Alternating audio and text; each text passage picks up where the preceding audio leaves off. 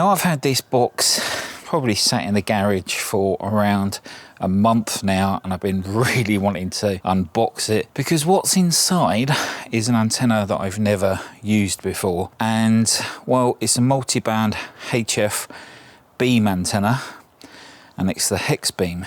Now if you saw my video that I made on the cobweb that came from Paul in Poland, well, this come from the same guy, AWK Antennas, I believe his website is. I'll leave a link all down below. So what we're going to do is we're going to unbox it, we're going to have a look at it, and well, it's going to be interesting because I don't know how it goes together. So I'm going to show you how it comes and how easy it is to put together, I guess. A lot of packaging. Okay, so that looks like the center plate, which holds everything in place. Obviously that holds the elements, and pole goes through there, which I think is, yes, it is included, which is great. And all the wires all pre-cut. Well, this is going to be interesting. Wish me luck, guys. So it looks like he's marked them, which is great. So you've got 50 megahertz, 28, 24, 21, 18, and then 14 at the top there. And I presume these are support wires. So let's start building. Okay, so we've got all the elements here. Not sure what's in that box there. We will find out shortly, I guess. Looks like each of these elements have been labelled as well, which is good. Yeah. And these are the spreaders. Wow, this is quite heavy. I guess that's because there's a lot of them.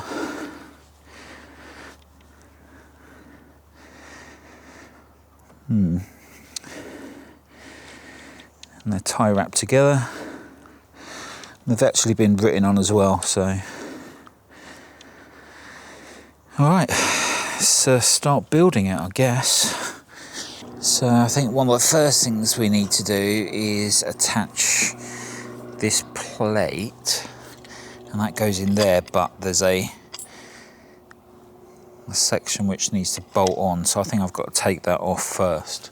Now, see, that does come off of there, but I think we need to put this through here.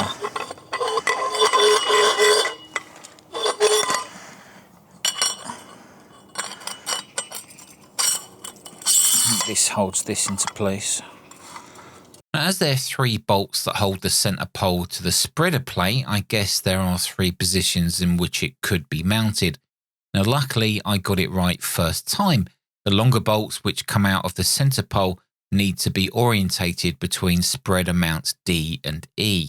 So I've just put this rotator on at the bottom just to kind of give me some stability while I put the elements on, as it were. This is going to be interesting. I may have to guide this section just to kind of keep it straight, just while I work on the antenna itself, which isn't too much of an issue, I guess. Yeah, I think I'm going to start on that. I think I'll start guiding that out so I can keep it straight. Okay, so that's this kind of guide, just so I can keep it straight while I'm attaching the spreaders.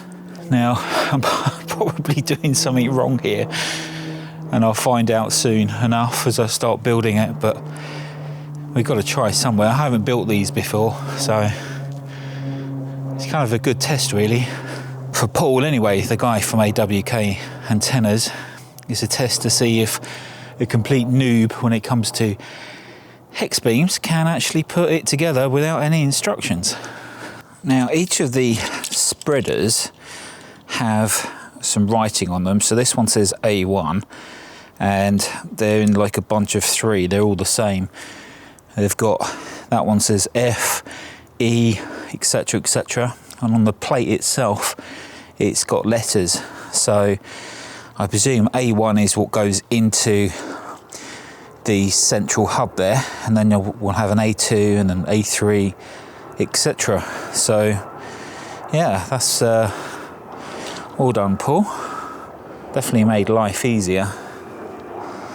So I'm going to put these in all the way around and then see what it looks like. Okay, so it's the next day.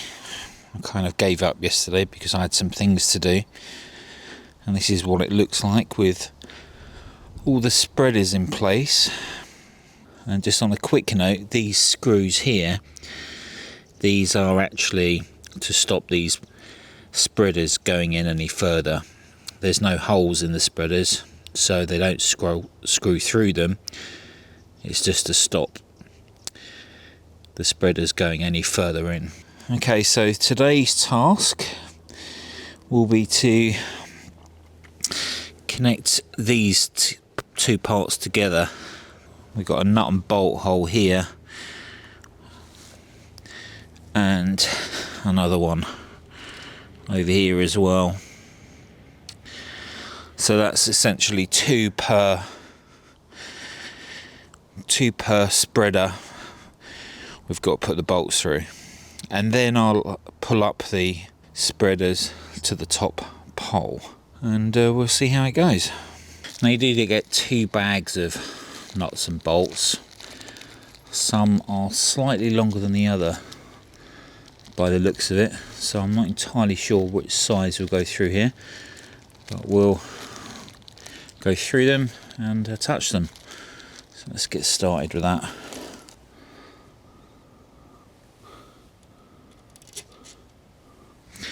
And we've got these kind of nylon locking nuts.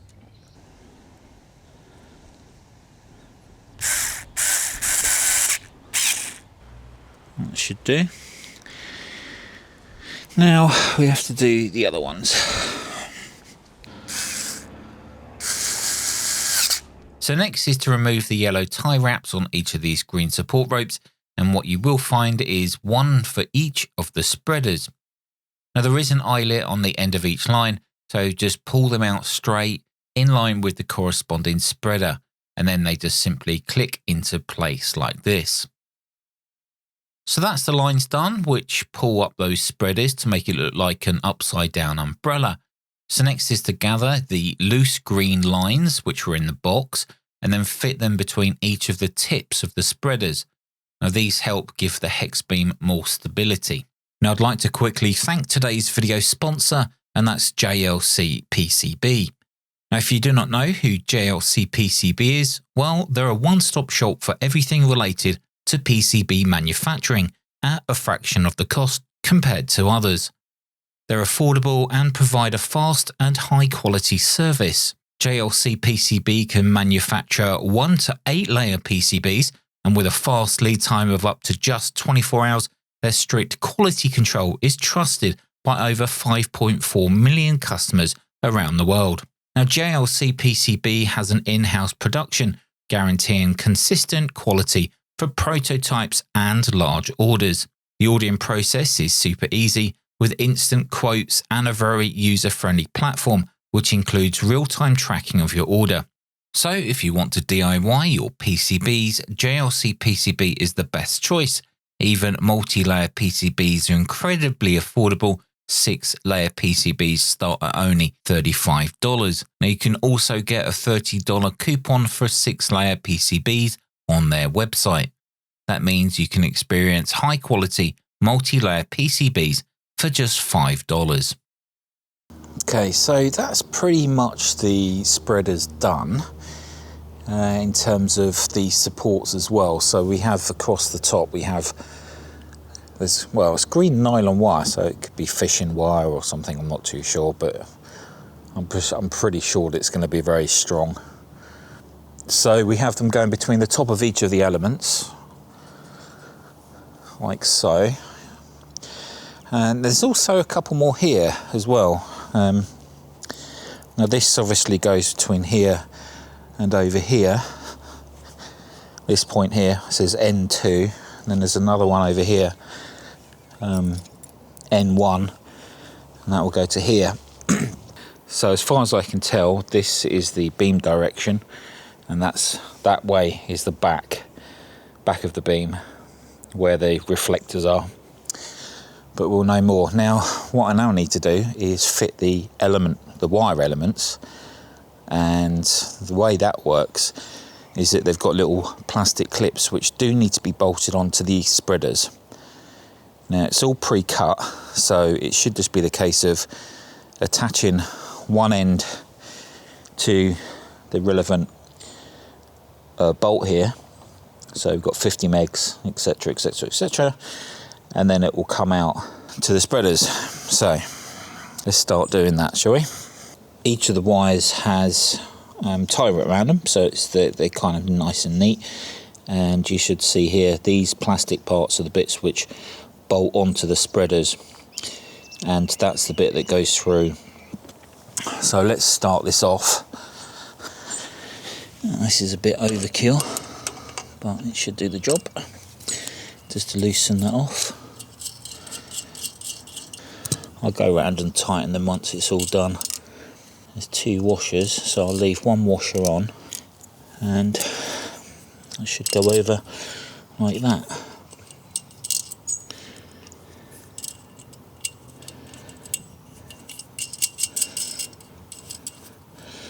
Like I said, I'll go around and tighten these up once they're finished, putting them all on.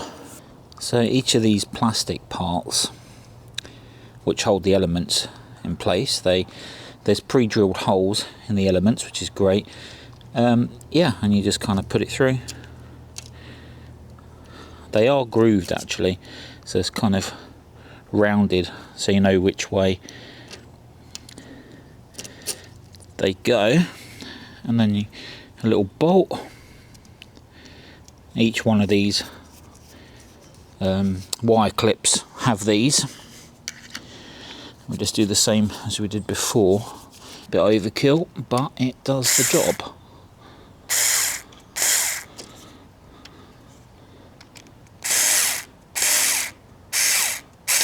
And there you go, it kind of goes into place, and that will keep it sturdy. So you've got to do one on each spreader for each element wire, so there's quite a lot to do. So I'm going to go ahead and do that now. So you can see we started off on the right side of this pole here. We connected it to the little stub that sticks out. We went round the elements, and then it comes back in on the left. And all the elements are pre-cut, even the spacing sections as well. What I mean by spacing sections is, or insulators, see the white string there between the 2 elements? Well, this is the driven element, this section here, that's the driven element, and the other half of it is there, and then round the back is the reflector, which goes all the way around, which is not actually connected to anything electrically, but it's there, and that's what's needed. Okay, so now we'll start the 10 meter element. Just undo this, the 50 megs wire, 28 megs wire, sorry. The washer back on, and it's pretty much the same, follow the same pattern as we did with the 50 megs element.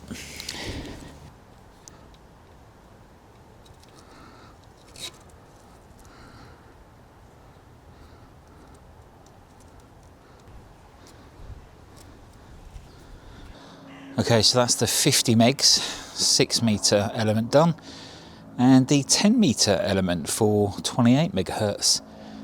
Slowly getting there. It is a little bit of work because you kind of have to go around and put all these element holders in place with a nut and bolt, so it does take some time. This definitely isn't a quick build. I guess there's certain elements that you could probably leave connected if you want to take it portable, I guess. Once you've built it, you could probably keep it in a fashion where all the wires are still connected, and just take some of the elements apart for storage and then for a quick deployment. But so far, it's the first build does take a bit of time, but we're getting there. it's enjoyable, considering I've never done it before, and also the fact that, well, you don't get any instructions, but as you can tell, you just don't need them. If you want to understand how the wires are laid out, then you can just Google it, or I'll put something on the screen now of like the format of how the wires are laid out, or how they connect between the center pole and the spreaders. Yeah, it's easy. It is easy. It's just a lot of work in the first install. Right, let's carry on. Okay, so that's all the spreaders, fixtures and elements all installed and looking good.